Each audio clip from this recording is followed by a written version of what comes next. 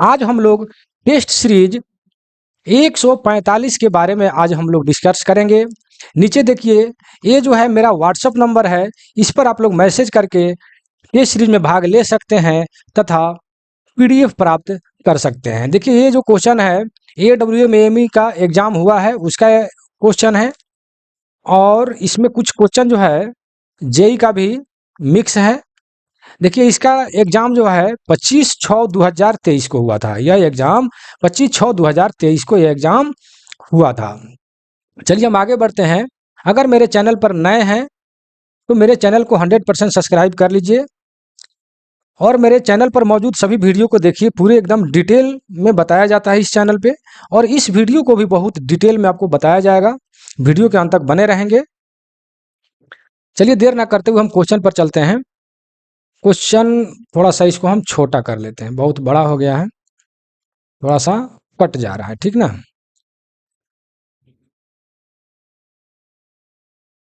ठीक, चलिए इससे छोटा करेंगे तो नहीं चलेगा। चलिए, 1 नंबर क्वेश्चन में क्या करें कि रास्ते में प्राथमिक स्प्रिंग यानी प्राइमरी स्प्रिंग जो है टूटने की स्थिति में एलएचबी कोच की अधिकतम अनुमति गति क्या है। अगर रास्ता में एलएचबी कोच का प्राइमरी स्प्रिंग अगर टूट जाए तो वो कितना किलोमीटर पर घंटा के हिसाब से चलेगा।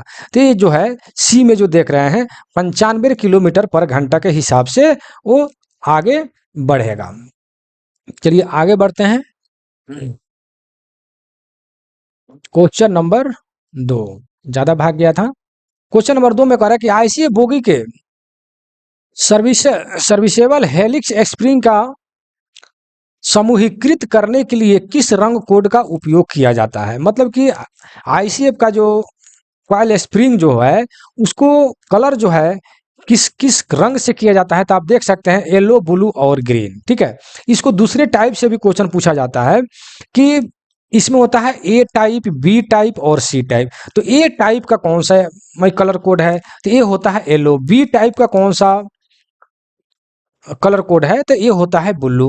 ठीक है ना, और सी टाइप का जो होता है ग्रीन होता है। ठीक है, तो इसी तरह आप लोग याद कर लीजिए YBG। ठीक है ना, तो ए ग्रेड का जो स्प्रिंग जो होता है ए ग्रेड वाला, ये जो है अधिकांशतः आप लोग अगर बोगी शॉप में होंगे, बोगी शॉप में जो स्प्रिंग जो लगता है जब मतलब कि जैक पर जब हम लोग दबाते हैं तो देखिएगा स्प्रिंग जो है एसी वाला में जो है येलो कलर का लगाया जाता है। ठीक है ना, तो ये जो है ए ग्रेड का हो गया। ठीक है, तो इसमें भी ब्लू का भी लगता है लेकिन ज्यादातर के येलो लगता है। ठीक है, क्योंकि ए ग्रेड वाला है। ठीक है, आगे बढ़ते हैं।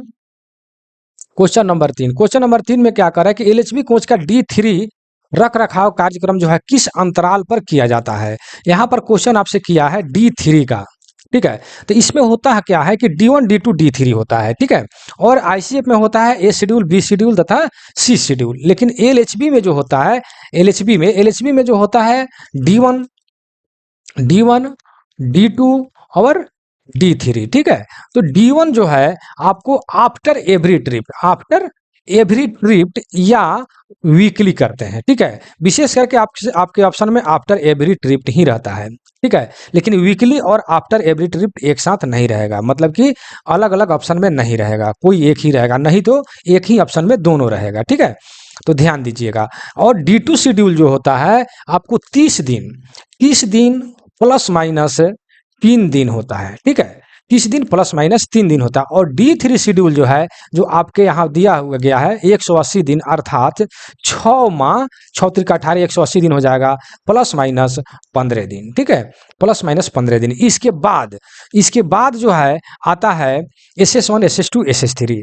ठीक है, जो भी शेड्यूल है एलएचबी का, तो प्रथम D1 आता है, उसके बाद D2 आता है, उसके बाद में D3 आता है।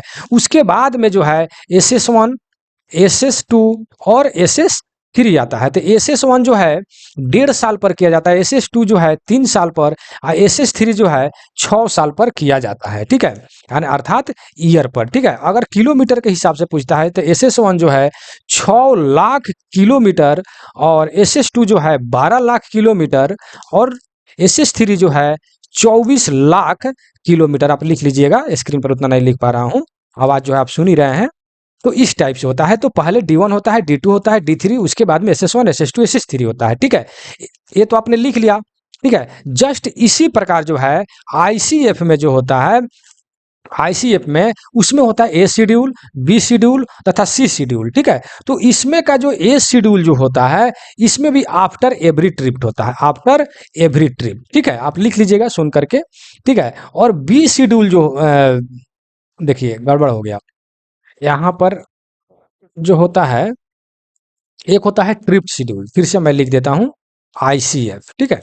एक होता है ट्रिप शेड्यूल, यहां पर लिख देते हैं हम टी ट्रिप शेड्यूल, ठीक है। ये होता है आफ्टर एवरी ट्रिप, ठीक है, आफ्टर एवरी ट्रिप, ठीक है। आप लिख लीजिएगा, हमने शॉर्टकट में लिखा है। एक नंबर में, 2 नंबर में होता है ए शेड्यूल, ठीक है, ए शेड्यूल जो कि 30 दिन प्लस माइनस 3 दिन होता है, ठीक है। उसके बाद में आता है 3 नंबर में बी शेड्यूल, ठीक है।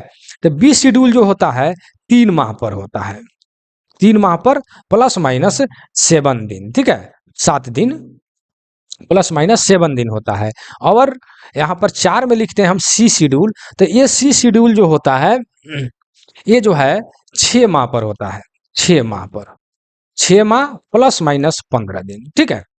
तो देखिए ये तो याद रहता है 30 दिन, 3 महीना और 6 महीना, लेकिन इधर वाला प्लस माइनस वाला ये ज्यादा आपको मिस करता है। तो याद रखिएगा, जब भी मंथली शेड्यूल होगा 30 दिन वाला, उसमें 3 दिन होगा, 3 माह वाला में 7 दिन होगा, 6 माह वाला में 15 दिन प्लस माइनस होगा। अर्थात ये दुगना हो रहा है, देख लीजिए 3 दूना 6 मतलब कि ये 7 है, 7 दूनी 14 मतलब कि ये 15 है लगभग में ना। तो यह प्लस माइनस वाला जो है ज्यादा मिस्टेक करता है। इसके बाद जो है आईसीएफ में जो है आईओएच आता है, फिर पीओएच आता है, ठीक है। आईओएच इंटरमीडिएट ओवरहॉलिंग 9 माह पर, ठीक है, और पीओएच जो है 18 माह पर होता है। ये जो है आईसीएफ के लिए मैं लिखे हैं, ठीक है ना। तो ये आप लोग मतलब लिख लीजिएगा। तो आपके D3 के जगह पर मैंने D1 D2 D3 SS1 SS2 SS3 और A schedule, B schedule, C schedule plus IUH PUH का भी मैंने क्वेश्चन क्लियर कर दिया है। मतलब लगभग 10 क्वेश्चन का हमने यहाँ पर क्लियर किया है, आपका कंफ्यूजन दूर करने के लिए, ठीक है। क्वेश्चन नंबर 4 में क्या कर रहा है, कोचों के एयर ब्रेक सिस्टम में धागे के जोड़ों को, मतलब कि जो हम लोग क्या बोलते हैं, कोई भी nut bolt air brake system में जो कसते हैं, तो उसमें जो है एक टेप का प्रयोग करते हैं। कह रहा है कि वही कौन सा टेप का हम प्रयोग करेंगे, ठीक है, किस टेप का प्रयोग किया जाता है। तो हम लोग यहाँ पर टेफ्लॉन टेप का प्रयोग करते हैं, ठीक है। ये नॉर्मल चीज है, अब इंपॉर्टेंट भी है। ये क्वेश्चन बहुत ज्यादा रिपीट होता है, ठीक है।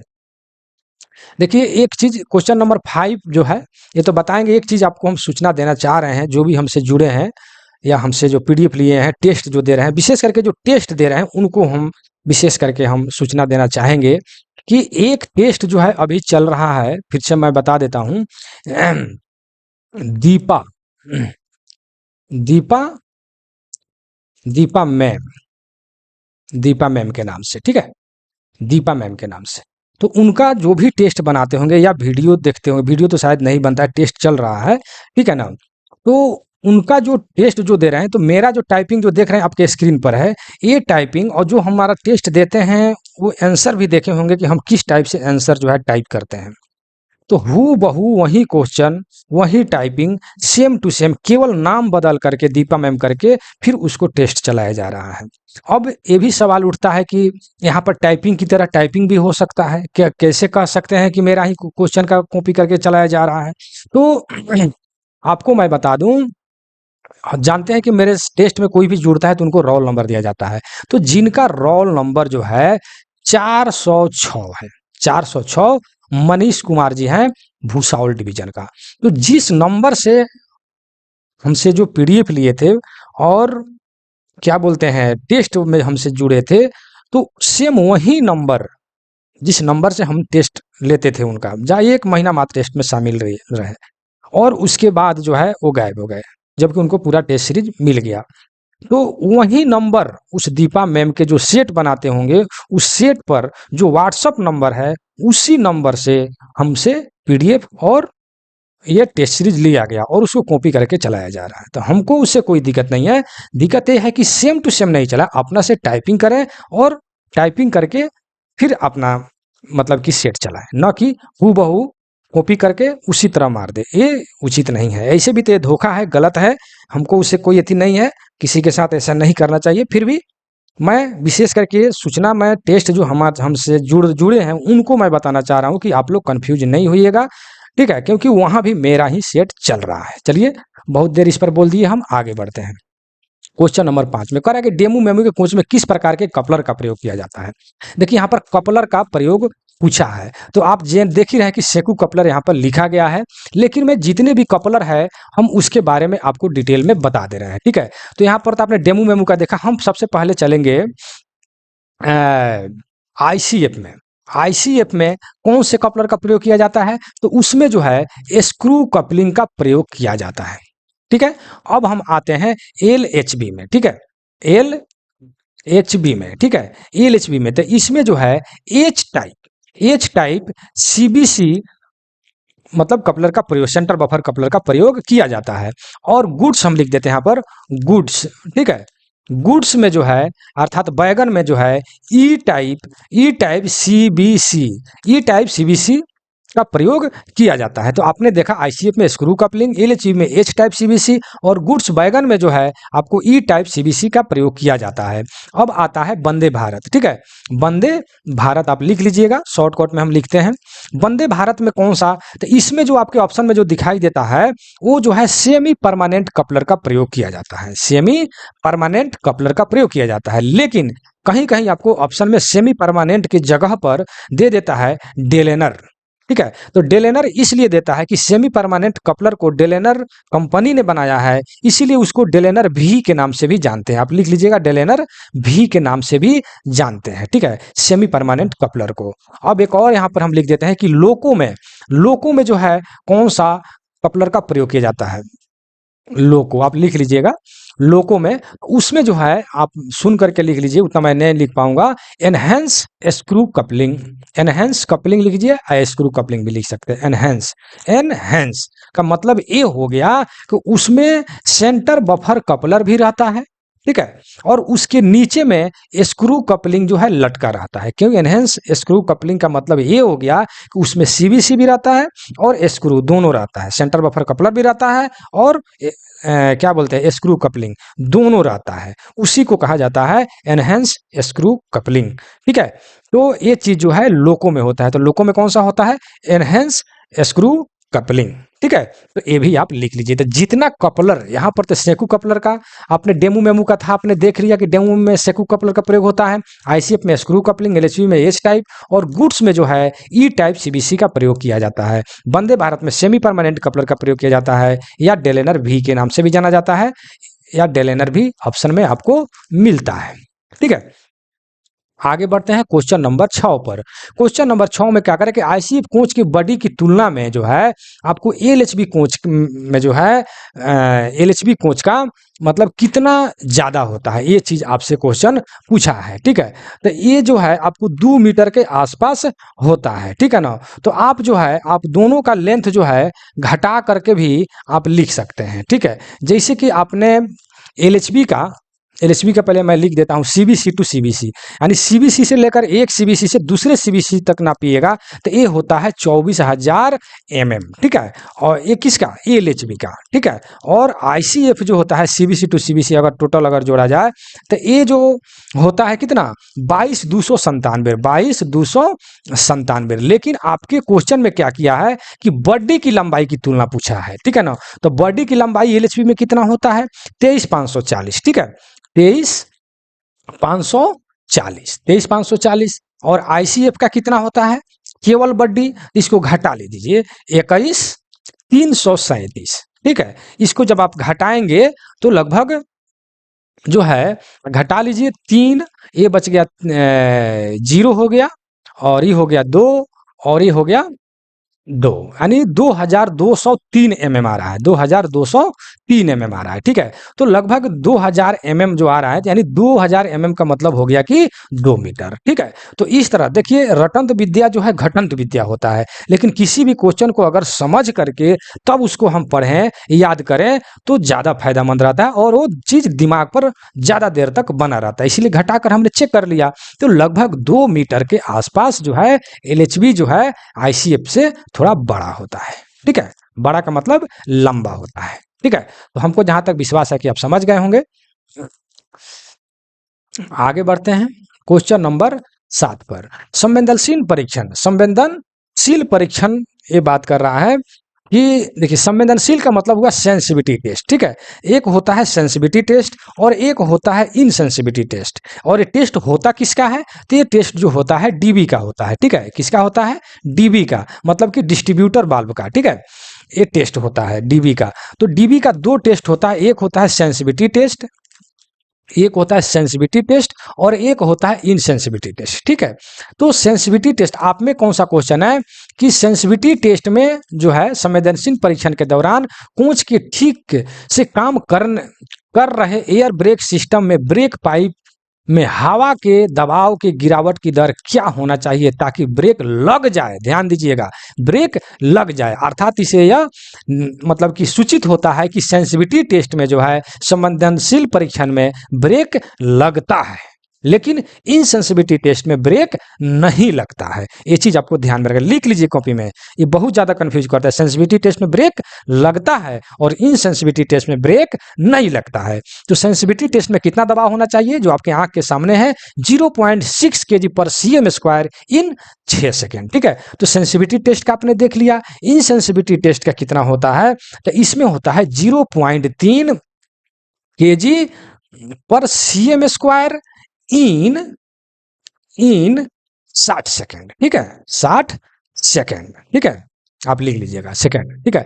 तो ध्यान दीजिएगा सेंसिटिविटी टेस्ट जो है, सेंसिटिविटी और देखिए अब याद करने का तरीका पर ध्यान दीजिए कि सेंसिटिविटी टेस्ट तो दोनों में 6 है, ठीक। और जहां पर इन आएंगे तो 360 हो जाएगा, 360। देखो मैं याद करने का तरीका मैं बता रहा हूं, ठीक है, कि अगर सेंसिटिविटी टेस्ट आएगा तो दोनों में बराबर रहेगा 6 यानी 6 kg पर cm स्क्वायर यानी पॉइंट, देखिए हम 6 याद रखिए, वो तो पॉइंट वाला आपके दिमाग में तो बन ही जाएगा। 0.6 kg पर cm स्क्वायर इन 6 सेकेंड। जबकि इनसेंसिटिविटी टेस्ट में जो है 0.3 kg 0.3 kg पर cm स्क्वायर इन 60 सेकेंड, ठीक है। तो हम अभी बताया कि इनसेंसिटिविटी टेस्ट में जो है ब्रेक नहीं लगता है, जबकि सेंसिटिविटी टेस्ट में जो है ब्रेक लगता है, ठीक। जहां तक विश्वास है कि आप समझ गए होंगे, ठीक है। क्वेश्चन नंबर 8, क्वेश्चन नंबर 8 में क्या कर रहा है कि निरंतरता परीक्षण के लिए ब्रेक बैंड रेक के अंतिम वाहन में कितना दबाव छोड़ना, हवा का दबाव कितना मतलब छोड़ा जाना चाहिए। अंतिम मतलब कि जो बैगन का यहाँ पर लिखा ना बैन लास्ट, ठीक है। एंड जो ब्रेक बैन जो लास्ट में जो रहता है, जिस गार्ड साहब जिसमें रहते हैं, उसमें के बाद निरंतरता परीक्षण के लिए माने लगातार परीक्षण के लिए ब्रेक बैन के अंतिम वाहन से कितना दाब छोड़ना चाहिए? तो 1 kg पर cm स्क्वायर, ठीक है। समझ गए होंगे।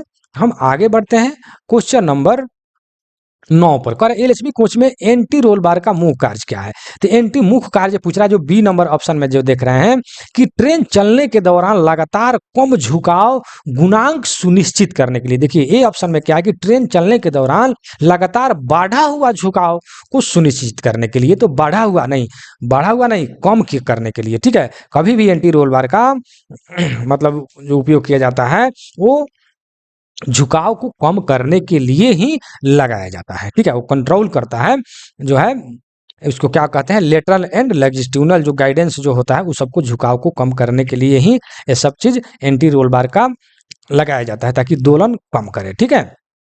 चलिए क्वेश्चन नंबर 10 में क्या कर रहा है कि एलएचबी कोच में ब्रेक कैलिपर यूनिट कहाँ लगाई। ये बहुत इंपॉर्टेंट क्वेश्चन है, समझे कि नहीं, बार बार क्वेश्चन पूछा, लेकिन ये जो क्वेश्चन है एकदम इसको हम कहते हैं चुटपुटिया अर्थात रनिंग क्वेश्चन है। ये जो है बोगी क्रॉस बीम पर लगाया जाता है, ठीक है। ये बोगी जो रहता है तो यहीं पर जो है ब्रेक कैलिपर लगाया जाता है जो क्रॉस बीम होता है। इसी के नीचे जो है यहाँ पर जैसे एक्सल हमने बनाया है, ठीक है ना, तो क्या बोलते हैं बोगी का क्रॉस बीम है, इसी पर रहता है क्या बोलते हैं उसको, कैलिपर, ठीक है। और कैलिपर में ही ब्रेक पैड लगा रहता है और यहाँ पर ब्रेक डिस्क रहता है और दोनों तरफ से ब्रेक डिस्क को मतलब दोनों तरफ से चापता है, कसता है ताकि ब्रेक लगता है, ठीक है। तो बोगी क्रॉस बीम पर जो है ब्रेक कैलिपर लगा रहता है। और इस क्वेश्चन आता है कि ब्रेक कैलिपर का माउंटिंग बोल्ट कितना टार्क होता है, तो वो होगा 170 Nm, ठीक है। तो आप इसे भी याद रखेंगे। आगे बढ़ते हैं क्वेश्चन नंबर 11 में कह रहा है कि आईसीएफ कोच के वितरक बल्ब अर्थात डीवी डिस्ट्रीब्यूटर वाल्व को अलग करते समय अर्थात आइसोलेट करते समय हैंडल की स्थिति क्या होगी, ठीक है। तो ये कह रहा है कि आइसोलेट करते समय, अलग करते समय, लेकिन दूसरा क्वेश्चन आपको मिला होगा कि वर्किंग मतलब कि वर्किंग पीरियड में डीबी का हैंडल किसमें कर रहता है, ठीक है। तो मान लेते हैं कि यह एक हमने डीबी बना दिया, ठीक है। तो जब वर्किंग पोजीशन में रहेगा तो ये जो हैंडल की स्थिति जो है नीचे की तरफ रहेगा, वर्टिकल रहेगा, ठीक है। वर्टिकल रहेगा, जबकि जब यह अलग किया जाएगा अर्थात आइसोलेट किया जाएगा तो इस हैंडल को मोड़ दिया जाएगा, यानी अर्थात हॉरिजेंटल जो है इसको कर दिया जाएगा। समझ रहे हैं ना, वर्टिकल नहीं होगा क्योंकि आइसोलेट किया जा रहा है, ठीक है।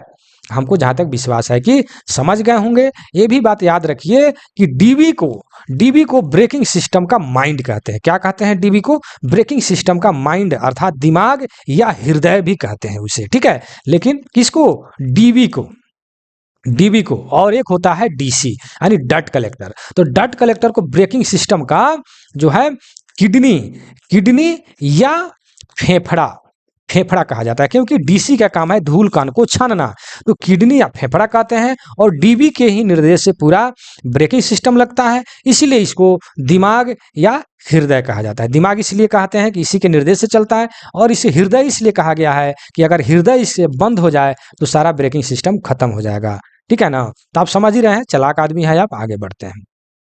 क्वेश्चन नंबर 12 गार्ड आपातकालीन ब्रेक वाल्व का चोक का आकार। देखिए यहाँ पर दिया है 8 mm, लेकिन आप कहिएगा सर नहीं 19 mm होता है, इससे मैं परेशान हो जाता हूँ, ठीक है।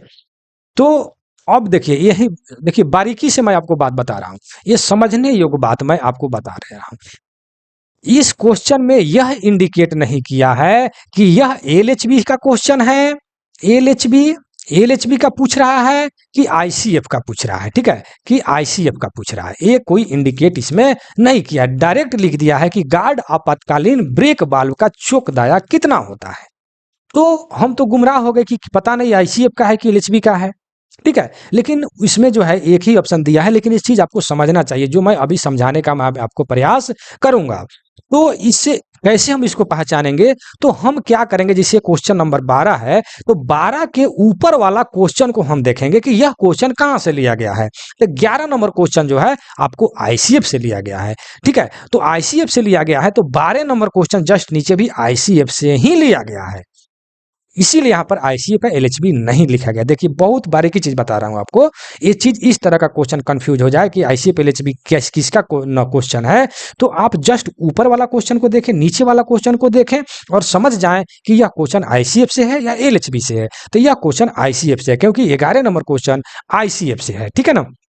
तो आईसीएफ का जो है 8 mm होता है, और एलएचबी का जो है इससे में यही क्वेश्चन एलएचबी में जो है 19 mm होता है। कितना? 19 mm होता है। गार्ड आपातकालीन ब्रेक का चोक का आकार एलएचबी में जो है 19 mm और आईसीएफ में जो है आपको 8 mm होता है, ठीक ना। तो इसको लिख लीजिएगा ताकि कंफ्यूज आप नहीं करेंगे, ठीक है। आगे बढ़ते हैं। यहाँ तक वीडियो में बने हैं तो एक बार लाइक कर लीजिए, कम से कम 5 आदमी को शेयर कर दीजिए। इतना आपके लिए हम मेहनत करते हैं, तो 5 आदमी को तो शेयर कम से कम कर सकते हैं ना। इतना आपको क्वेश्चन का आंसर डिटेल में मिल रहा है, ठीक है। चलिए 13 नंबर, मेल एक्सप्रेस ट्रेन में कार्यरत नवनिर्मित आईसीएफ कोच का पीयूएच। देखिए यहाँ पर लिखा है कि नवनिर्मित, ठीक है। जस्ट हमने ऊपर बताया कि आईसीएफ का जो है आईओएच जो होता है आपको 9 महीना पर, पीओएच जो होता है 18 महीना पर। लेकिन यहाँ पर आपसे क्वेश्चन किया है नवनिर्मित, ठीक है। तो नवनिर्मित जो है आईसीएफ का जो है 24 महीना पर होता है, जो नवनिर्मित होगा अर्थात नया जो बना होगा, ठीक है। और उसके साथ साथ ओसीबी का भी, चलिए इसको हम मिटा देते हैं। तो नवनिर्मित का और ओसी भी, ठीक है, अदर कोचिंग व्हीकल्स का भी आपको 24 महीना पर ही होता है, ठीक है। तो ध्यान दीजिएगा क्या चीज, पीओएच, ठीक है। और आईयूएच जो है आपको 12 महीना पर होता है। आईयूएच कितना दिन पर होता है? 12 माह पर, ठीक है। और पीओएच जो है 24 महीना पर होता है। तो ये आप ध्यान दीजिएगा, ठीक है। ओसीबी का भी और न्यूली बेल्ट का भी, जो भी न्यूली बेल्ट या ओसी भी आ जाए तो उसमें आप क्या बोलते हैं 12 महीना और 24 महीना मारिएगा।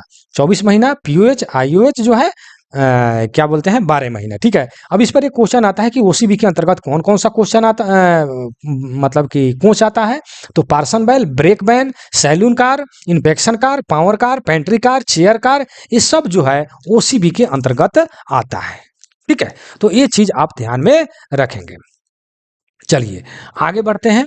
क्वेश्चन नंबर 14 क्वेश्चन नंबर 14 में है कि ट्रेन 18 अर्थात ये वंदे भारत की बात कर रहा है, ट्रेन 18 का अधिकतम व्यास कितना होता है, ठीक है। तो ये जो है 952 होता है और कंडमिंग साइज जो है 877 होता है, इसको भी आप लिख लेंगे, ठीक है। 877 होता है, ध्यान दीजिएगा। यहाँ पर क्वेश्चन जो है हमने बताया कि वंदे भारत का क्वेश्चन है, यहाँ पर लिखा है ट्रेन 18, ठीक है।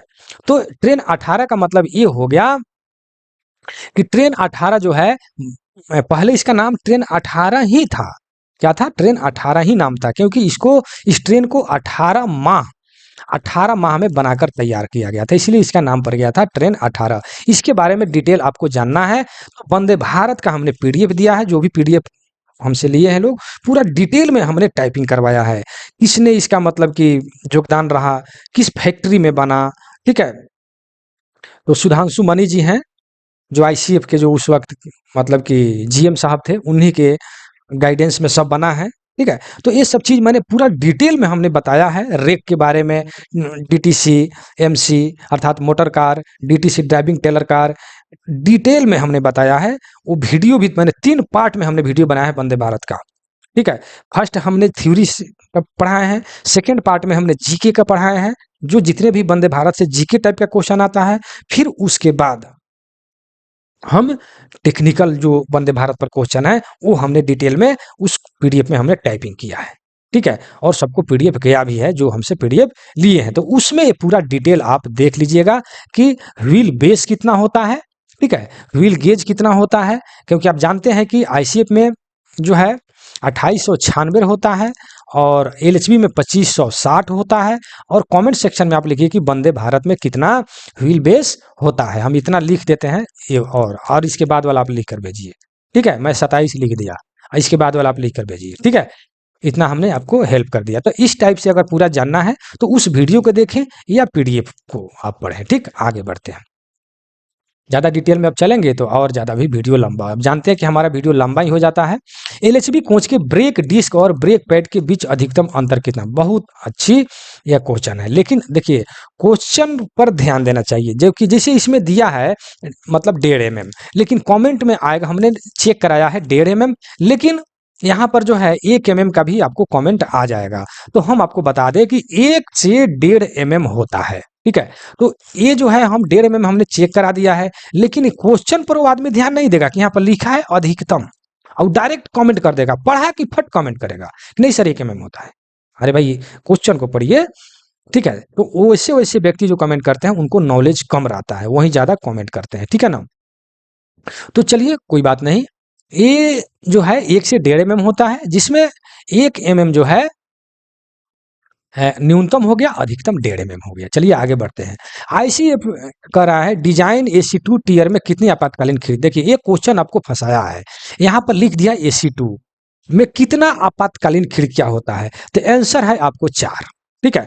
तो क्या एसी 2 में 4 होता है और एसी 3 में का 5 या 3 होता है, नहीं, या स्लीपर में, ठीक है। सब में आपातकालीन खिड़की जो है आपको 4 ही होता है, ठीक है। ये एसी 2 इसलिए लिख देता है कि आपको कंफ्यूज करने के लिए, ठीक है। जिसे क्वेश्चन देता है कि डीसीपी टाइप, डीसीपी यानी ड्राई केमिकल पाउडर जो फायर एक्सटिंग्विशर है, वो क्वेश्चन करता है कि एसी फर्स्ट में किस मतलब कि फायर एक्सटिंग्विशर का प्रयोग किया जाता है, तो डीसीपी का। लेकिन आजकल जो है डीसीपी टाइप का फायर एक्सटिंग्विशर जो है, चाहे वो एसी 2 हो, 1 हो या कारखाना हो या कहीं भी, डीसीपी मतलब डीसीपी टाइप का ही फायर एक्सटिंग्विशर का प्रयोग किया जा रहा है, ठीक है। लेकिन क्वेश्चन में मिक्स कर देगा क्या कि फर्स्ट एसी में, ठीक है।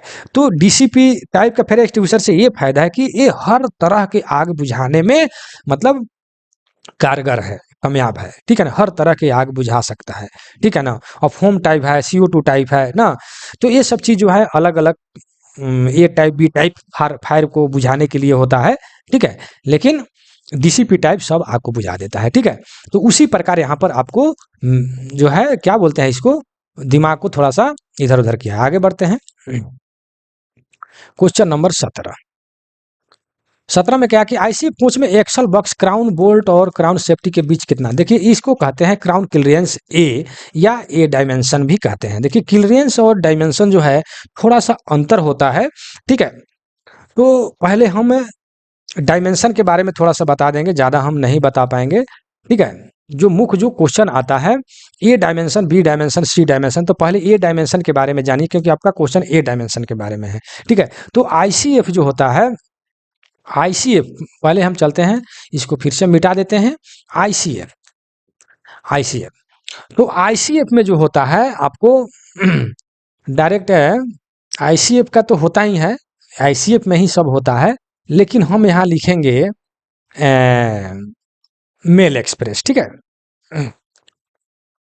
मेल एक्सप्रेस ही केवल लिखते हैं, मेल एक्सप्रेस इस तरह करके लिख देते हैं। तो इसमें होता है 22 ± 20 mm, ठीक है, आप लिख लीजिएगा, ठीक है। और जिसमें राजधानी शताब्दी दुरंतो जो भी है, मतलब कि हाइब्रिड जो कोच है उसमें 22 ± 40 होता है, ठीक है। और पैसेंजर के लिए जो है 16 ± 20 होता है। यहाँ पर पैसेंजर कोच हम लिख दिए, ठीक है। तो 3 तरह का होता है, इसलिए मैं तीनों लिखा हूं कि आप कंफ्यूज नहीं करेंगे या कमेंट नहीं करेंगे, ठीक है ना।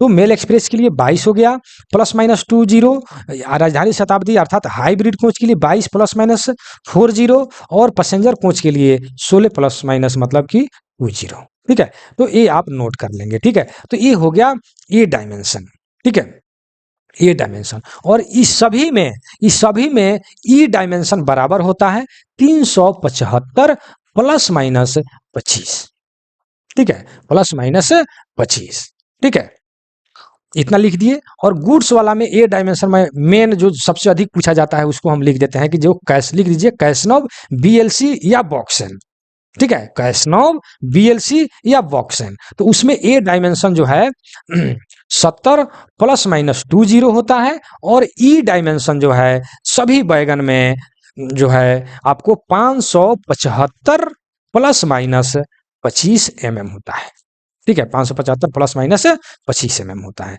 सभी बैगन में, ई डायमेंशन। और ए डायमेंशन में केवल मैं बक्सन का, क्योंकि यहाँ पर सब इतना बताए तो और ज़्यादा ही मतलब कि समय लग जाएगा, ठीक है ना। इतना ही जानिए, केवल ए डायमेंशन के बारे में क्वेश्चन किया था मैंने, ए डायमेंशन के बारे में जिक्र किया। अब ए क्लियरेंस, बी क्लियरेंस भी अलग है, तो उसको जो है आप थोड़ा कमेंट सेक्शन में लिखिए। आगे बढ़ते हैं, क्वेश्चन नंबर 18, वह रेटिंग क्या है जिस पर फीडर लाइनों के माध्यम से एलएचबी कोच के बीच बिजली की आपूर्ति की जाती है, ठीक है। तो यहाँ पर लिखा है 3 फेज एसी यानी 750 वोल्ट, ठीक है। तो ये सब चीज है, इसी के माध्यम से बिजली की आपूर्ति इतना क्या, 3 फेज होता है, एसी होता है, ठीक है, और 750 वोल्ट होता है, ठीक है। ये रटने वाली इलेक्ट्रिकल का क्वेश्चन है, इसको जो है आप लोग लिख लीजिएगा। 19 नंबर क्वेश्चन, आईसीएफ कोच के किस शेड्यूल में रख रखाव के लिए कोच को रेक से अलग किया जाना है और रख रखाव के लिए सिक लाइन में रखा जाना है, ठीक है। तो वो जो है आईयूएच के लिए इंटरमीडिएट ओवर हॉलिंग में जो है रख रखाव के लिए कोच को अलग किया जाता है, मतलब कि व्हील से अनव्हीलिंग किया जाता है, अलग किया जाता है, और मतलब कि उसको सिक लाइन में भेजा जाता है, ठीक है, या वर्कशॉप में भेजा जाता है, ठीक। तो ये नॉर्मल क्वेश्चन हो गया। क्वेश्चन नंबर 20, एलएचबी कोच में पहिया के न्यूनतम व्यास कितना होता है जब पहिया कंडम हो जाता है, ठीक है, यानी कंडमिंग साइज ये पूछ रहा है कितना होता है। अब देखिए यहाँ पर हम आपको थोड़ा सा जिक्र करूंगा। तो यहाँ पर देखिए हम यहाँ पर लिख देते हैं पहले कि 845 और 855, ठीक है। लेकिन देखिए यहाँ पर ना 845 कहीं दिख रहा है, नहीं 855 दिख रहा है, लेकिन 854 दिखाई दे रहा है, यानी 55 के करीब में।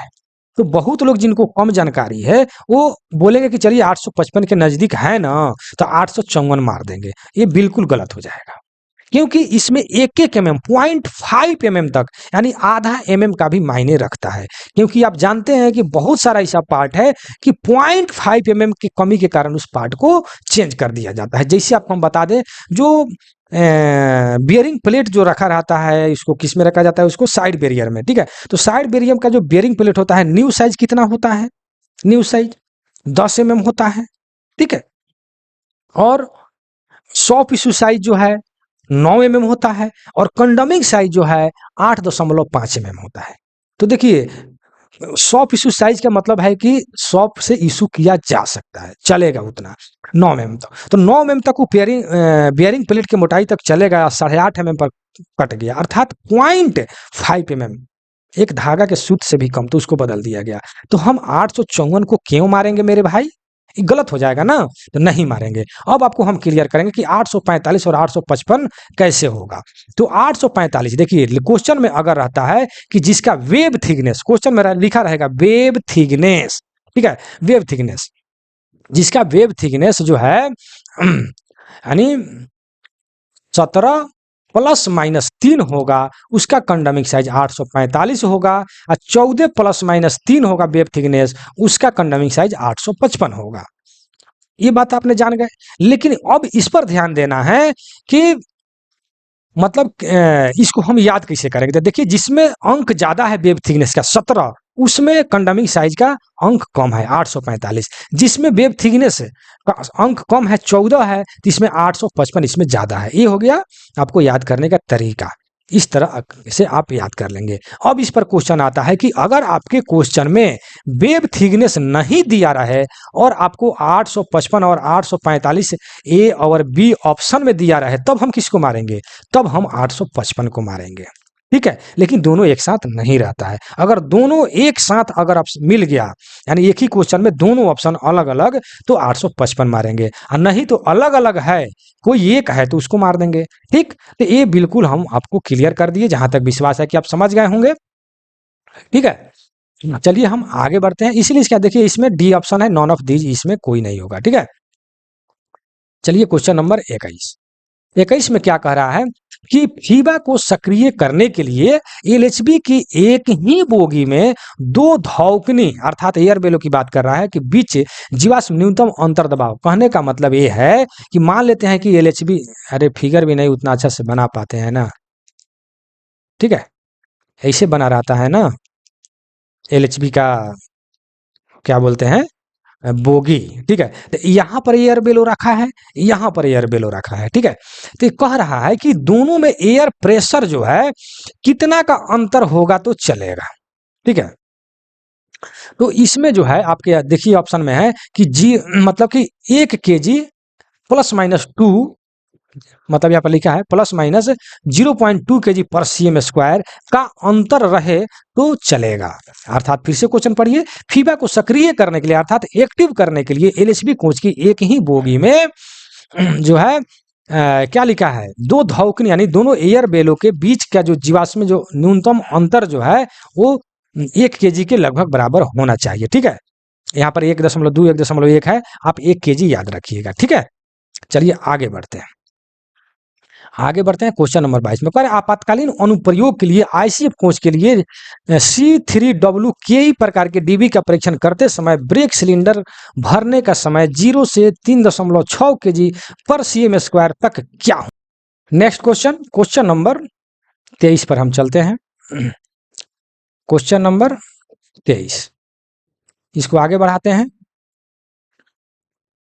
लिखा है कि बैगन के एयर ब्रेक सिलेंडर में दिए गए रिटर्न स्प्रिंग का क्या कार्य है। देखिए, इस यहाँ पर आपके क्वेश्चन में ही इंडिकेट है कि रिटर्न स्प्रिंग, ठीक है। तो रिटर्न का मतलब ही होता है बैक, यानी पीछे। तो मान लेते हैं कि ब्रेक सिलेंडर जो है, ब्रेक सिलेंडर यहाँ पर जो पिस्टन जो निकलता है, तो यहाँ पर हवा के दबाव से पिस्टन बाहर निकलता है। लेकिन जब ब्रेक लगने के बाद फिर पिस्टन को जब अंदर जाना है, तो यहाँ पर स्प्रिंग लगा हुआ है। यह स्प्रिंग जब बाहर जब निकलेगा तो स्प्रिंग जो है चप जाएगा, ठीक है ना, दबा जाएगा। तो फिर जब ब्रेक छूटेगा तो फिर यह स्प्रिंग जो है पिस्टन अंदर की तरफ, यह स्प्रिंग जो है पिस्टन को अंदर की तरफ धकेलेगा, ठीक है। तो यही आपका ऑप्शन है। तो बी नंबर में देखिए यहाँ पर लिखा है कि पिस्टन को अंदर धकेलने के लिए जो है सिलेंडर के अंदर जो है रिटर्न स्प्रिंग का प्रयोग किया जाता है। रिटर्न मतलब कि पीछे, यानी पिस्टन को अंदर जाने के लिए, ठीक है।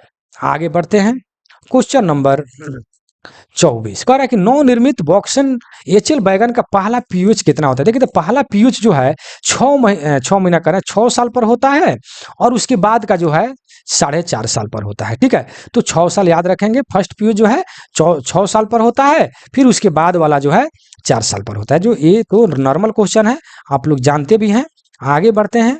क्वेश्चन नंबर 25 कह रहा है कि नोडल पॉइंट्स के से जांच के बाद सीसी रे की ब्रेक पावर क्या होना चाहिए। नोडल पॉइंट मतलब कि जहां से जांच हुआ है ब्रेकिंग का, ठीक है, चाहे वो स्टेशन पर कहीं भी हो, जहां जांच हुआ है नोडल पॉइंट पे, तो वहां पर ब्रेक पावर कहते हैं। जब हम जांच किए हैं तो 100% पूरा करके ना हम दिए हैं जी, सीधी सी बात है, इसीलिए इसका 100% होगा। बी नंबर क्वेश्चन ठेठ भाषा में याद कीजिए आप, बिल्कुल अपने भाषा में, चाहे जहां का जो भाषा हो। चलिए, 26 नंबर क्वेश्चन, नई बैगन नंबरिंग योजना के अनुसार पहले 2 अंक क्या दर्शाता है। बहुत इंपॉर्टेंट क्वेश्चन।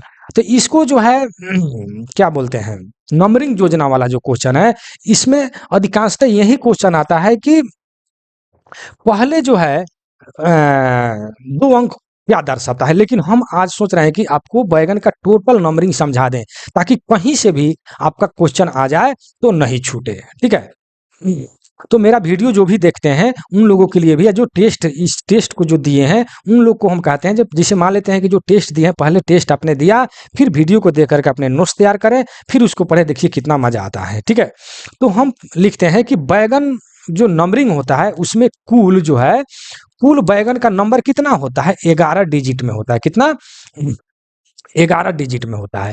तो 11 डिजिट में जो है बैगन का जो पहला और दूसरा जो अंक होता है, जैसे आपके क्वेश्चन में है कि पहले 2 अंक, अर्थात पहला और दूसरा अंक जो होता है बैगन के टाइप को दर्शाता है, जो बी नंबर में ऑप्शन है, बैगन के टाइप को दर्शाता है। कौन, पहला और दूसरा। ठीक है, अब आगे बढ़ते हैं कि तीसरा और चौथा, तीसरा और चौथा जो है ये क्या चीज दर्शाता है। तो यह जो दर्शाता है, आप लिख लीजिएगा, यह जो है यही दर्शाता है कि यह बैगन जो है किस रेलवे का है, मतलब कि किस रेलवे का यह बैगन है, यह दर्शाता है। जैसे कि लिखा रहता है ना बैगन पर एनआरसीआर, नंबर के पीछे में लिख देता है एनआरसीआर, जो भी कुछ है ना, एनईआर कुछ भी लिख देता है। तो वो जो है तीसरा और चौथा अंक जो है किस रेलवे का यह बैगन है, यह दर्शाता है, तीसरा और चौथा। अब आता है पांचवा और छठा। छठा ये कौन सा अंक दर्शाता है, तो मैन्युफैक्चर ईयर को दर्शाता है। किसको, लिख दीजिएगा, मैन्युफैक्चर ईयर को दर्शाता है, आप लिख लीजिए। ठीक है, अब उसके बाद में आता है 7वां, 8वां, 9वां और 10वां। ये जो है अंक जो है, ये क्या चीज को, मतलब ये जो डिजिट जो है 7वां, 8वां, 9वां और 10वां अंक जो होता है, डिजिट जो होता है, यह क्या चीज को दर्शाता है, तो यह बैगन के सीरियल नंबर को दर्शाता है। यहाँ पर लिख दीजिएगा, यह बैगन के सीरियल नंबर को दर्शाता है। ठीक है, तो आपका हो गया पहला अंक, दूसरा अंक, यानी 2 अंक हो गया यहाँ पर बैगन के टाइप। तीसरा, तीसरा और चौथा क्या हो गया कि यह किस, मतलब कि रेलवे का है, जोन किस जोन का है, ये हो गया। ठीक है, तीसरा चौथा। ठीक, पांचवा और छठा जो हो गया मैन्युफैक्चर ईयर को दर्शाता है। ठीक है, और 7वां, 8वां, 9वां, 10वां ये बैगन के सीरियल नंबर को दर्शाता है। हम आपको बताया कि टोटल 11 डिजिट होता है, और लास्ट अंक जो होता है, अब लास्ट वाला लिख लीजिएगा, नीचे जगह तो नहीं है। लास्ट, लास्ट जो 11वां डिजिट है, 11वां डिजिट, यह क्या चीज को दर्शाता है, चेक डिजिट को दर्शाता है, चेक डिजिट को दर्शाता है। तो जितना भी बैगन का नंबरिंग वाला है मैं आपको डिटेल में समझा दिया है, इसको आप कॉपी में जो है लिख करके आप याद कीजिए, और कम से कम अपने जहां पर न है वहां नहीं तो दूसरे भी जोन में आपके दोस्त को कम से कम ये शेयर कर दीजिए, कि बहुत जल्दी इस तरह याद हो जाएगा। पूरा डिटेल में जो है वो समझ भी लेंगे, और शेयर भी कर देंगे वो भी, और सब्सक्राइब भी कर लेंगे। ठीक है, चलिए, आसन का लिखा है कि आसन बैगनों के सीबीसी की ऊंचाई में अधिकतम। आसन मतलब कि, आसन के मतलब समान हो गया, आमने सामने वाला। जिसे मान लेते हैं कि यह बैगन हो गया, चाहे कोच हो गया, ठीक है, आमने सामने वाला में। ठीक है, तो ये कह रहा है कि सीबीसी की ऊंचाई में, तो मान लेते हैं कि यहाँ सीबीसी हो गया और यहाँ सीबीसी हो गया। ठीक है, तो ये दोनों के ऊंचाई में अंतर स्वीकार्य, मतलब जो स्वीकार है, परमिसेबल है, वो कितना होना चाहिए, ये चीज बता रहे हैं आपसे। ठीक है, तो ये जो है आपको क्या बोलते हैं, जैसे यहाँ पर आप लिख दीजिए 1105 और 1020, ठीक है, 1105 और 1020। तो इसको अगर हम घटाते हैं तो ये जो है आपको 5 आ गया, इस 7 आ गया, यानी टोटल 75 आ गया। यही 75 जो है अधिकतम स्वीकार्य भिन्नता जो है, इससे अधिक नहीं होना चाहिए। ठीक है, चलिए आप समझ गए होंगे, चाहे वो कोच हो या बैगन हो। देखिए अब 28 नंबर क्वेश्चन में क्या कर रहा है कि IRCA भाग 3 के अनुसार सिलिकॉन वर्कशॉप में कैसनो बोगी, ध्यान दीजिएगा यहाँ पर, कैसनो बोगी के पहियों को बदलते समय उसी बोगी पर व्हील ट्रेड व्यास में अंतर की अधिकतम स्वीकार सीमा क्या है। ठीक है, तो 13 mm। अब हम इसको आपको पूरा डिटेल में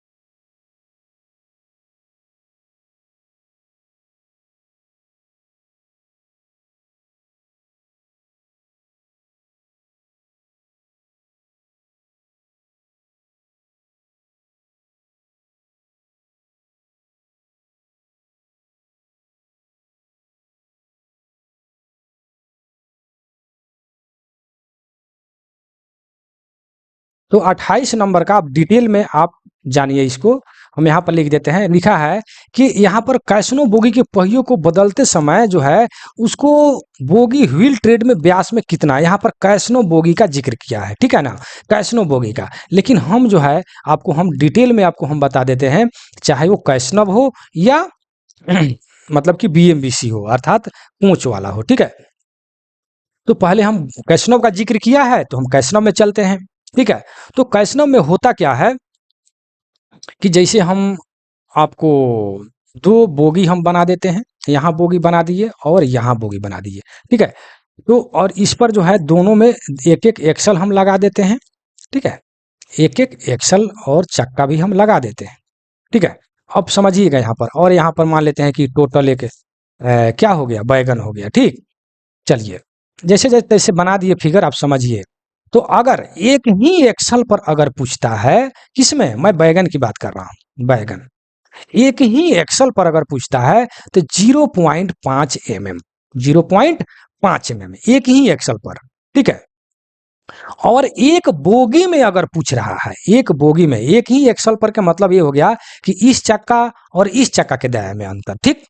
लेकिन आपके क्वेश्चन में जैसे है कि बोगी, कैसनो बोगी की बात किया, अर्थात इस बोगी की ये बात किया है, तो एक बोगी में मतलब कि ये चक्का, एक एक्सल के जो चक्का है और एक ही बोगी में दूसरे एक्सल का जो चक्का है, ये दोनों के व्यास में कितना का अंतर होना चाहिए, तो आपके ऑप्शन में जो दिया है 13 mm, ठीक है। लेकिन अगर बैगन की बात करें, टोटल बैगन का, अर्थात एक कैसनो बोगी के एक चक्का से दूसरे कैसनो बोगी के चक्के का जो दाया है, वो दोनों के बीच में जो अंतर अगर पूछता है तो ये हो जाएगा 25 mm। कितना हो जाएगा? 25 mm, ठीक है। तो समझ गए, जहां तक विश्वास है कि एक ही एक्सल पर 0.5 mm और एक ही बोगी में दोनों एक्सल के जो दाया, एक्सल का जो व्हील है, चक्का है, उसके दया में अंतर 13 mm जो आपका क्वेश्चन में है। और तीसरा क्वेश्चन आ जाता है कि टोटल आपकी कैसे, मतलब कि बैगन में दोनों बोगियों के बीच का जो बैगन, दोनों बैगन का जो व्हील होगा, तो उसके दाया में जो अंतर होगा वो 25 होगा, ठीक। अब इसी को सेम अब आप मान लीजिए कोंच, क्या मान लीजिए? कोंच। तब कोंच में क्या होता है कि कोंच में क्या होता है कि एक ही एक्सल पर इसमें भी 0.5 mm ही होता है, और एक ही बोगी में दो एक्सल जो लगे हुए हैं, तो उन दोनों चक्कों के बीच का जो अंतर होगा तो ये हो जाता है 5 mm। मैं किसका बात कर रहा हूं? कोंच का बात कर रहा हूं। 5 mm हो जाता है, ठीक है। और अगर पूरा कोंच की अगर बात करें कि एक बोगी के जो चक्के हैं, दूसरे बोगी के चक्का के बीच में दाया में जो अंतर होगा वो कितना होगा, तो वो जो हो जाएगा आपको 13 mm हो जाएगा, ठीक है। तो आप बैगन भी समझ गए और कोंच भी समझ गए, ठीक है। तो दोनों कोंच में फिर से मैं रिपीट कर दे रहा हूं, 13 mm होगा एक ही कोंच में, एक ही एक्सल पर 0.5 mm और एक ही बोगी में 5 mm, ठीक। जहां तक विश्वास है कि आप समझ गए होंगे। आगे बढ़ते हैं इसको, क्वेश्चन नंबर 29 कर आए कि दो बैगन को जोड़ने के लिए निम्नलिखित में से कौन सा सत्य है, ठीक है। कौन सा सत्य है? तो ये देखिए यहां पर बी नंबर में जो है कि दोनों आमने सामने वाले कपलर नकल खुले होना चाहिए। दोनों आमने सामने वाला कपलर का नकल जो है खुला होना चाहिए, ठीक है। ध्यान दीजिएगा, दोनों खुला होना चाहिए। आगे बढ़ते हैं, तभी तो मतलब कि फंसेगा। आप खुला नहीं रखिएगा, दोनों आमने सामने बैगन आएगा तो थोड़े मतलब कि कपलिंग हो पाएगा। खुला रहा, नॉर्मल क्वेश्चन है। 30 नंबर में क्या कह रहा है कि बैगन के खाली लोड बक्स डिवाइस का संकेत। देखिए खाली लोड मतलब खाली रहता है तो कौन सा मतलब रंग दिखाएगा आपका सेंसिंग डिवाइस जो है, तो यहाँ पर देखिए येलो जो है इम्पीटी होगा और ब्लैक क्या होगा, लोडेड कंडीशन में दिखाएगा, ठीक। 31 नंबर में बैगन में उपयोग किए जाने वाले ई क्लास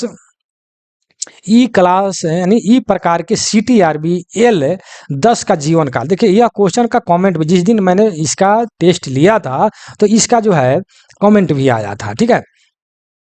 तो कमेंट आया था तो इसको भी मैं चाह रहा हूं कि क्लियर कर दें। तो देखिए यहां पर हमने चेक करवाया है 12 लाख किलोमीटर। क्या चेक करवाया है? 12 लाख किलोमीटर, ठीक है। लेकिन कमेंट आया था कि नहीं सर ये 10 लाख किलोमीटर होता है। तो हम भी अब वीडियो बना रहे हैं तो डिटेल में तो बताएंगे ही कि एज हम भी कह देंगे कि हाँ ठीक है 10 लाख किलोमीटर होता है, ठीक है। लेकिन ध्यान देने जोग बात है जो मैं अभी बताने जा रहा हूं, लिखना हो तो लिख लीजिए कि CTRB ई क्लास L10 का जीवन काल 10 लाख किलोमीटर होता है, ठीक। लेकिन नया में इधर जब जब RDSO ने जब उसको अपग्रेड किया है तब कितना हुआ है, तो जो नया में RDSO जो अपग्रेडेड जो किया है उसी को ना हम मतलब कि क्वेश्चन में आएगा, उसी को ना हम चेक कराएंगे। पुराना रिकॉर्ड यानी पुराना डाटा को तो हम चेक नहीं करा सकते हैं ना। तो वही मतलब कि RDSO को जो है, RDSO जो नया में जो अपग्रेड जो किया है तो उसके अनुसार यह 12 लाख किलोमीटर निर्धारित किया गया है, ठीक है। तो आप लिखना हो तो लिख लीजिए कि CTRB ई क्लास का L10 का जीवन काल 10 लाख किलोमीटर होता है या होता था, ठीक है। परंतु वहीं अपग्रेडेड ई क्लास का सीटीआरबी के लिए आरडीएसओ के मानकों के अनुसार यह न्यूनतम 12 लाख किलोमीटर मीटर निर्धारित किया गया है। ठीक है, और रहा बात की यह सीटीआरबी जो है कहाँ प्रयोग किया जाता है, ई क्लास सीटीआरबी, तो इसका उपयोग जो है आपको 22.9 टन एक्सल लोड वाले कैसनो बोगी और मालगाड़ी में लगता है। कौन कौन से मालगाड़ी में, जैसे आपको बॉक्सेन हो गया, बीसीएन हो गया, ये सब चीज में जो है 22 टन वाला आपको एक्सल होता है और उसमें जो है ई क्लास का सीटीआरबी आपको लगता। ठीक है, आप जहां तक है समझ गए होंगे कि 10 लाख और 12 लाख वाला। ठीक है, तो 10 लाख वाला जो है थोड़ा पुराना डाटा है, ये भी होता है। ठीक है, और नया डाटा में आरडीएसओ जो आप अपग्रेडेड जो किया है उसमें जो है 12 लाख किलोमीटर है निर्धारित किया गया है, न्यूनतम लिख लीजिएगा, न्यूनतम। ठीक है, चलिए 32 नंबर में, एक बैगन में एसएबी का कार्य क्या है? स्लैंग एडजस्टर बैरल, इसका फुल फॉर्म होता है स्लैंग एडजस्टर बैरल। ठीक है, तो स्लैंग एडजस्टर बैरल में देखिए क्या लिखा है, बी नंबर में जो है इसका कार्य क्या है, बोले सी नंबर में कि ब्रेक ब्लॉक और व्हील ट्रेड के बीच ढीलापन बनाए रखना। ब्रेक ब्लॉक और व्हील ट्रेड, तो व्हील ट्रेड का मतलब ये हो गया कि क्वेश्चन जो है आईसीएफ का है। ठीक है, व्हील ट्रेड से है ही ब्रेक लगता है आईसीएफ में, जबकि एलएचबी में व्हील डिस्क पर ब्रेक लगता है। ठीक है, तो ब्रेक ब्लॉक जैसे मान ली कि व्हील है, यहाँ पर ब्रेक ब्लॉक लगा है, तो इसके बीच में जो ढीलापन जो होता है, वही ढीलापन इसको क्लियरेंस बनाए रखना ही एसएबी का काम है। अर्थात एसएबी का फुल फॉर्म भी लिख लीजिए, स्लैंग एडजस्टर बैरल। ठीक है, आगे बढ़ते हैं क्वेश्चन नंबर 33 पर। क्वेश्चन नंबर 33 में क्या कर रहा है कि निम्नलिखित में से कौन सा कैसनो बोगी का रख रखाव मैनुअल है? तो G95। ठीक है, G95। इस पर हम एक शब्द बोलना चाहूंगा कि मैं एक तो पीडीएफ हमने दिया है, पीएच प्लान हेड IRCA। ठीक है, और ई जो है IRCA या RDSO। ठीक है, तो ये सब चीज का हम एक ही पीडीएफ बनाए हैं, उसके नीचे में हमने स्टोर भी लिखा है। ठीक है, स्टोर का मतलब प्लान हेड वाला, IRCA वाला, RDS वाला, जितना G95 96 72 जो भी कुछ है, ये टोटल चीज जो है उसमें सब दिया है। तो उस पीडीएफ को पढ़ेंगे या उस पीडीएफ का हमने वीडियो भी बनाया है, RDS ISO IRCA वाला वीडियो खोज करके प्लेलिस्ट में है, जा करके देखेंगे और उसका हम लिंक जो है डिस्क्रिप्शन में भी दे देंगे। ठीक है, तो आप देख सकते हैं। ठीक है, या जो पीडीएफ लिए हैं उस पीडीएफ को पढ़ेंगे। आगे बढ़ते हैं 34 number, under frame mounted brake system वाले बॉक्सन वैगन में किस प्रकार के कंपोजिट ब्रेक? देखिए ये ध्यान दीजिएगा, ये जो है के टाइप, एल टाइप, ये होता है सीआई टाइप। ठीक है, सीआई टाइप, ये 3 गो ब्रेक ब्लॉक है। ठीक है, तो जब भी क्वेश्चन में ध्यान रखिएगा, अंडर फ्रेम जिस क्वेश्चन में मिला होगा यही चीज याद रखना है, और एक ही क्वेश्चन पूछता ही है अंडर फ्रेम वाला। ठीक ना, तो अंडर फ्रेम वाला क्वेश्चन जब भी आपको पूछे, ठीक है, तो समझिए कि एल टाइप, एल टाइप जो है अंडर फ्रेम वाला में ही लगता है, बाकी कहीं नहीं लगता है, ध्यान दीजिएगा। तो जब भी अंडर फ्रेम, चाहे लगे नहीं लगे भाई, हमको एग्जाम से मतलब है, सीधी सी बात है। हमको कोई लेक्चर कॉलेज में या कहीं बीटीसी में नहीं देना है या कॉलेज में, हमको एग्जाम से मतलब है। तो एक ध्यान दीजिएगा, एग्जाम में अंडर फ्रेम वाला क्वेश्चन ही केवल आता है और अंडर फ्रेम वाला में एल टाइप होता है, बाकी सब में के टाइप लगता है। ठीक है ना, तो ध्यान दीजिएगा मेरे भाई मेरे दोस्त। ठीक है, तो ये हो गया अंडर फ्रेम वाला में एल टाइप, और इसका कंडमिंग साइज पूछता है, तो के टाइप का जो है 12 mm होता है, एल टाइप का जो होता है 10 mm कंडमिंग साइज होता है, और सीआई टाइप का जो होता है इसका जो है 20 mm होता है। सीआई का फुल फॉर्म हो गया कास्ट आयरन। ठीक है ना, CI type cast iron type का होता है, अभी सब नहीं लगता है सीआई टाइप, जो पुराना वाला हो गया, लेकिन आपको याद रखना है सीआई टाइप। ठीक ना, तो ये सब चीज हो गया। के टाइप जो है 12 mm, एल टाइप 10 mm और सीआई टाइप 20 mm कंडमिंग साइज हो गया। अंडर फ्रेम वाला में एल टाइप, बाकी सब में के टाइप का प्रयोग होता है। ठीक, ध्यान में रखिएगा। आगे बढ़ते हैं क्वेश्चन नंबर 35, बॉक्सिंग व्हील पर सीटीआरबी माउंट करने के लिए आवश्यक सिटिंग बल क्या होता है? ये जो है मतलब माउंट करते समय, लगाते समय जो है मतलब कितना बल लगता है वो चीज इस पर है, तो 50 ± 5 टन। ठीक है, तो ये चीज आप याद रखेंगे। 36 नंबर क्वेश्चन में देखिए, वीडियो बहुत लंबा हो गया, मैं अब तेजी से निकलूंगा, ठीक है।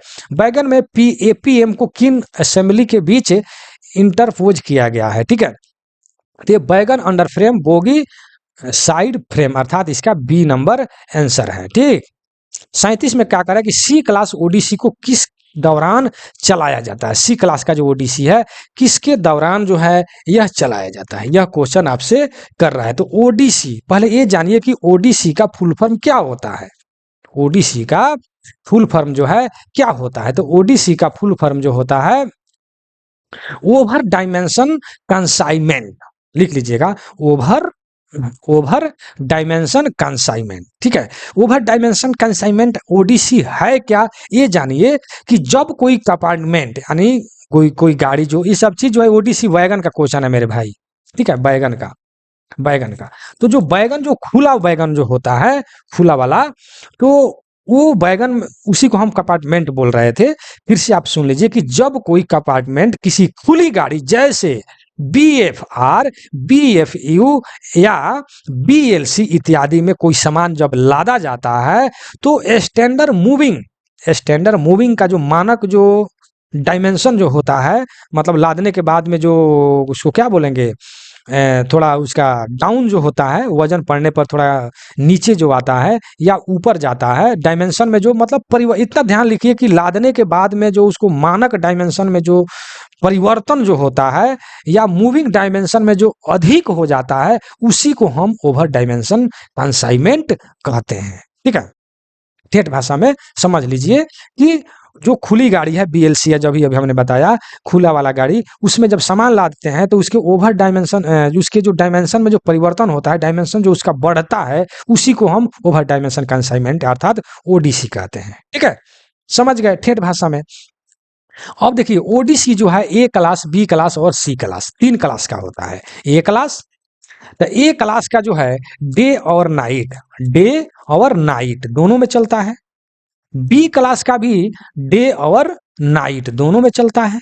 लेकिन सी क्लास ओडीसी जो है केवल डे, यहां पर हम डी लिख देते हैं, डे लाइट, लाइट का मतलब दिन में, यानी दिन के प्रकाश में ही चलता है। समझे कि नहीं समझे, दिन के प्रकाश में ही चलेगा। लेकिन ए क्लास और बी क्लास का जो है आपको दिन और रात दोनों में चलता है, और डी क्लास का बल्कि सी क्लास का जो ओडीसी है केवल डे लाइट अर्थात दिन के उजाला में ही चलता है, ठीक है। तो ये चीज के लिए हमें बोलेंगे कि आप क्या बोलते हैं, बैगन VVI बैगन डायमेंशन वाला एक PDF गया होगा जो सबसे नीचे भेजे होंगे, ठीक है ना। VVI जो जितना क्रैश कोर्स करके जो PDF भेजे उसमें सबसे नीचे भेजे होंगे, ठीक है। उसमें आपको ये चीज सब मिल जाएगा, ठीक है। उसमें जैसे ए क्लास ओडीसी का नेट क्लियरेंस कितना होता है, स्पीड कितना होता है, ठीक है। इसका अप्रूवल कौन होता है ना, कौन इसको मतलब अनुमोदित करता है, कौन अनुसरण करता है, सब उसमें आपको मिल जाएगा। चलिए आगे बढ़ते हैं, जितना सब हम बताएं तो और भी वीडियो लंबा होते जाएगा। चलिए आगे बढ़ते हैं। बैगन के एक्सल के आंतरिक दरार को पता, देखिए कोई भी एक्सल है उसकी आंतरिक दरार का पता लगाने के लिए जो है हम लोग क्या चीज का UST टेस्ट करते हैं, अल्ट्रासोनिक टेस्ट, जो आपके बी नंबर ऑप्शन में दिया हुआ है।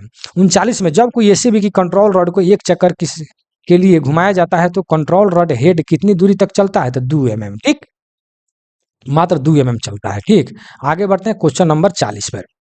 40 में क्या कह रहा है, निम्नलिखित में से कौन सा रोलिंग स्टॉक में समान टूट फूट के कारण उत्पन्न होने वाले मापने योग्य, थोड़ा सा इसको ऊपर बढ़ाते हैं, पहिया दोष है, ठीक है। कौन सा मतलब कि पहिया दोष है, ये चीज आपसे पूछ रहा है। तो ऑल ऑफ द एबव इसका आंसर है, यानी देखिए यहाँ पर thin flange, deep flange, sharp flange, ये सब चीज जो है पहिया दोष है, ठीक है। तो देखिए वीडियो बहुत 1 घंटा सब क्रॉस कर रहा है, ठीक है। मैं वीडियो कहीं समाप्त करूंगा, ठीक है। मैं एक चीज आपसे कहूंगा कि आप हमसे जुड़िए, मेरा व्हाट्सअप नंबर है 96 93 57 14 26, ठीक है। और वीडियो मेरा अभी तो वीडियो आप देखें, अगर वीडियो आपको अच्छा लगा तो होगा तो अभी जस्ट इसको सब्सक्राइब कर लीजिए और बेल आइकन भी साथ साथ दबा दीजिए, ताकि हम कोई भी वीडियो आप बनाएं और डालें तो आपके पास पहुंच जाए, ठीक है। और लाइक भी कर दीजिए और कमेंट भी कर दीजिए, कमेंट कीजिए, और कमेंट में थोड़ा अपना डिवीजन भी लिख दीजिए कि कहाँ से आप देख रहे हैं, थोड़ा हमको भी मतलब कि मोटिवेट हम होंगे कि हाँ, यहाँ से मेरा वीडियो देखा जा रहा है, ठीक है। और वीडियो जैसा आपको लगा होगा ज़रूर लिखिएगा, ठीक है। नए हैं तो 100% सब्सक्राइब कर लीजिए, ठीक है। और वीडियो के शुरुआत में जो क्वेश्चन नंबर 5 के आसपास जो हमने बताया है दीपा मैम वाला, वो मेरे ही एकदम कॉपी करके चलाया जा रहा है। जो भी सेट बना रहे हैं हमसे, वो सावधान हो जाएंगे, ठीक है। हूबहू वही टाइपिंग, वही आंसर, ठीक है। एक प्रूफ है। दूसरा प्रूफ ये है कि जो जिस उस पर जो दीपा मैम वाला जो सेट चल रहा है, उस सेट पर जो व्हाट्सएप नंबर जो लिखा है, वही उसी नंबर से हमसे ऑल पीडीएफ और टेस्ट जो है लिया गया, ठीक है। रोल नंबर 406 है उनका, ठीक है। और उनका उसका कॉपी करके वो चला रहे हैं, ठीक है। तो जब उसको ही देना है तो लेकिन वहां से आपको गाइडलाइन नहीं मिलेगा, वीडियो नहीं मिलेगा, ठीक है ना।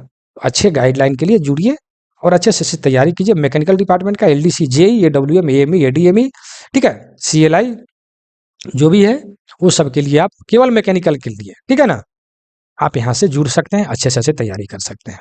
तो चलिए मैं अपने वीडियो को समाप्त करता हूँ। आपको कैसा लगा कमेंट सेक्शन में जरूर लिखिएगा और सब्सक्राइब तो 100% कर लीजिए। चलिए, जय हिंद, जय भारत।